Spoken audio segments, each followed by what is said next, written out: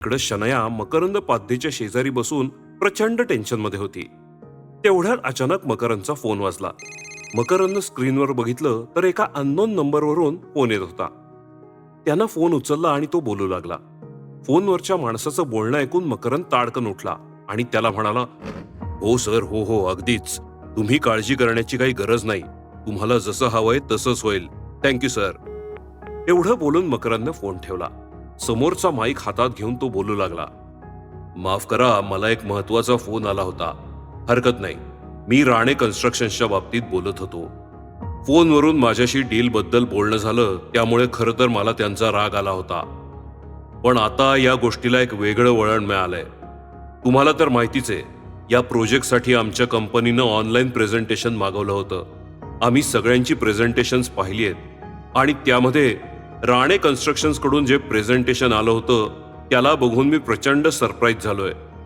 मला असं वाटतं की हा प्रोजेक्ट शनया राणे हिलाच मिळायला हवा आणि अशा प्रकारे मी हे जाहीर करतो की हा प्रोजेक्ट राणे कन्स्ट्रक्शन्सलाच फायनली दिला जातोय. Meeting is over. मकरंदचा हा निर्णय ऐकून तिकडे बसलेल्या सगळ्या लोकांचे डोळेच फिरले होते. खुद्द शनया पण मकरंदकडे एकटक बघत होती. तिला आता जे काही घडलं त्यावर अजिबात विश्वास बसत नव्हता. मकरंदचा हा युटर्न बघून ओजस आणि रसिका यांचा तर चेहराच पडला. त्यांना प्रश्न पडला की नेमकं मकरंदनी हे का केलं असेल आणि या सगळ्याचा विचार करून त्यांना प्रचंड राग येत होता. कॉन्ट्रॅक्टर साईन करण्यासाठी शनया मकरंद जवळ आली. मकरंदने शनयाच्या हातात हात मिळवला आणि सगळे टाळ्या वाजवू लागले. तेवढ्यात मकरंदने एक नंबर डायल केला जो त्याच्या मोबाईलवर आहान या नावाने सेव्ह होता. शनयाची नकळत नजर त्याच्या मोबाईलच्या स्क्रीनवर गेली आणि आहानचं नाव तिला दिसलं.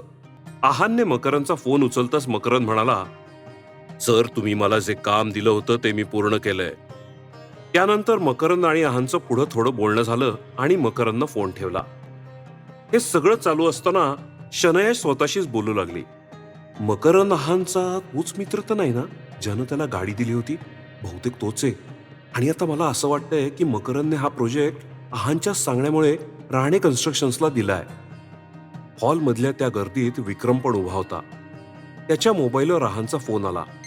फोन उचलताच विक्रम म्हणाला, काम झालं यंग मास्टर. तुमच्या म्हणण्यानुसार मकरंदनं शनायालाच हा प्रोजेक्ट दिलाय. त्यावर फोनवरून आहान म्हणाला, माझ्याकडून मकरंदला काहीतरी मस्त गिफ्ट पाठवून त्याला थँक्स म्हणा. इकडे आनंद राणे समोर टीव्हीवर बिझनेस न्यूज बघत होते. त्यावर ही बातमी चालू होती की प्रसिद्ध रहेजा क्लासिकचा प्रोजेक्ट अखेर राणे कन्स्ट्रक्शन्सला मिळाला. या डील नंतर आता राणे कन्स्ट्रक्शनची उंच भरारी. या प्रोजेक्टमुळे देशातल्या अनेक मोठ्या कंपनीजने राणे कन्स्ट्रक्शन्स मध्ये इन्व्हेस्ट करण्याची इच्छा दाखवली आहे आणि त्याचबरोबर त्यांच्यासोबत काम करण्याची सार्वत्रिक इच्छा दिसून येते. ही बातमी ऐकताच आनंद राणे यांच्या मनाला खूप बरं वाटलं. ते आनंदी होऊन स्वतःशीच बोलू लागले, शनया, खरंच आज तू खूप कौतुकास्पद काम केलंयस. तेवढ्यात घराचा दरवाजा वाजला. शनया उभी होती. आनंद राणे तिला बघून खुश होऊन म्हटले, ये बेटा, मी तुझीच वाट बघत होतो. आत येताच शनया आजोबांच्या पाया पडली. तिला वर उचलत आनंद राणे तिला म्हणाले, मी आज खूप खुश आहे. सांग, तुला काय हवंय? यावर उत्तर देत शनया म्हणाली, आजोबा, माझ्या डॅडीची इंजिनियर्सची टीम मला परत हवीये. इतक्यात ओजस आणि रसिका पण तिकडे पोचले होते. दोघांचेही चेहरे पडले होते.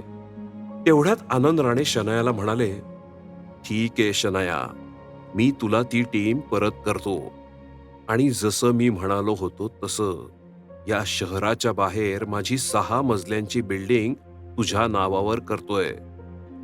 त्यानंतर आजोबा ओजस आणि रसिकाला म्हणाले, पण तुमच्या दोघांचे चेहरे का पडलेत? अरे, शनयानं एवढी मोठी डील क्रॅक केलीये. तुम्ही तर आनंदात नाचलं पाहिजे. एवढ्यात तिकडे ओजसचे वडील पण आले होते. इंजिनियर्सची टीम शनयाला परत करण्याचा निर्णय ऐकून ओजसचा तिळपापड झाला होता. तो प्रचंड चिडला होता आणि त्याच रागात तो म्हणाला, मी इंजिनियर्सची टीम शनयाला परत नाही करू शकत. मी असं होऊ देणार नाही. आणि शनया, तू ते डील क्रॅक करण्यासाठी मकरंद पाध्येसोबत अफेअर केलेस याची खात्री आहे मला, कारण त्याशिवाय हे होणं शक्य नाही. ओजसचं हे बोलणं ऐकून सगळेजण त्याच्याकडे अवाक होऊन बघत होते. पण आनंद राणे यांना ओजसचं हे बोलणं ऐकवलंच नाही.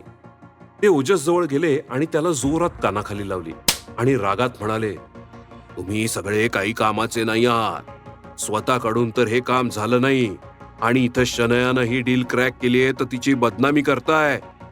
आणि हो, इंजिनियरची टीम मी शनायाला परत केलीये. ज्याला पण याच्याशी प्रॉब्लेम आहे तो ही कंपनी सोडू शकतो. एवढं बोलून आनंद राणे तिकडून निघून गेले. त्यांच्या मागे शनाया पण बाहेर आली होती आणि तिच्या कारकडे जाऊ लागली. या सगळ्या गोष्टींच्या पलीकडे जाऊन शनायाच्या डोक्यात फक्त आहानबद्दल विचार चालू होते. खरंच आहान माझी इतकी काळजी करतो. मी जे पण काही म्हणते ते ऐकून घेतो, जे पण काही करते ते सहन करतो आणि हे सगळं एकही तक्रार न करता तो करतो. खरंच डॅडी बरोबर म्हणायचे, आहान एक परफेक्ट हसबंड आहे. पण हे समजायला मला 3 वर्ष लागली. शनायाच्या मनात बऱ्याच भावना उमटत होत्या. आहान, माहिती नाही का, पण आपलं नातं टिकवण्यासाठी मी शक्य तितके प्रयत्न करायला तयार आहे. यानंतर माझा हाच प्रयत्न असेल की तू कायम खुश राहशील. तू माझ्यासाठी एवढं केलंयस की त्या गोष्टींची मोजमापही आता होऊ शकत नाही. आज एकदमच शनायाच्या मनामध्ये आहानबद्दल एक जवळीक निर्माण होऊ लागली होती. हा सगळा विचार चालू असताना तिनं गाडी सुरू केली आणि तिच्या घराकडे निघाली. इकडे आहान आधीच घरी पोचला होता. तो घरी एकटाच होता. आहानने फोनवर विक्रमला एका बाईकची व्यवस्था करायला सांगितली, कारण शनायाला बाईक्स आवडायच्या. हे ऐकताच विक्रम चकित झाला आणि म्हणाला, जगातल्या महागड्या गाड्या मला आणायला सांगितल्या असत्या तरी मी तुम्हाला आणून दिल्या असत्या यंग मास्टर. पण तुम्ही स्वस्तातली बाईक का मागताय? मला काही कळलं नाही. तुम्ही असं का करताय? हे विक्रम स्वतःशीच बोलला. शनायाला हे आठवत होतं की आज त्यांच्या लग्नाचा वाढदिवस आहे. लक्षात तर हे आहानला पण होतं. पण दोघेही एकमेकांना सरप्राईज देणार होते. इकडे आहान घरात शनायाच्या आवडीचं जेवण बनवत होता आणि तिकडे शनायानं तिची गाडी एका मोठ्या मॉल समोर थांबवली होती. आज ती फक्त आहानसाठी शॉपिंग करणार होती. आज ही सगळी गिफ्ट त्याला देऊन थँक्यू म्हणणार होती. थोडा विचार करून शनायानं तिचा मोबाईल काढला आणि आहानला एक मेसेज केला. ऑफिसच्या कामामुळे मला थोडा उशीर होतोय. त्यावर उत्तर देत आहानने मेसेज केला, इट्स ओके, मी तुझी वाट बघतोय. आहानच्या चेहऱ्यावर नकळत एक स्माईल आली आणि तो त्याचं काम परत करू लागला. आता रात्र होऊ लागली होती, पण अजूनही शनाया घरी आली नव्हती. आहान तिला फोन लावतच होता तेवढ्यात दरवाजाची बेल वाजली. आहान धावत दरवाजा उघडायला गेला.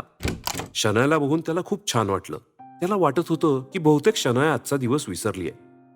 पण त्याला हेही माहिती होतं की याआधी त्यांनी कधीच त्यांच्या लग्नाचा वाढदिवस सेलिब्रेट केला नव्हता. त्यामुळे आजचा दिवस शनाया विसरणार ही त्याच्यासाठी कॉमन गोष्ट होती. डाउनलोड करा पॉकेट FM आणि ऐका मालामाल खर्चाबाई.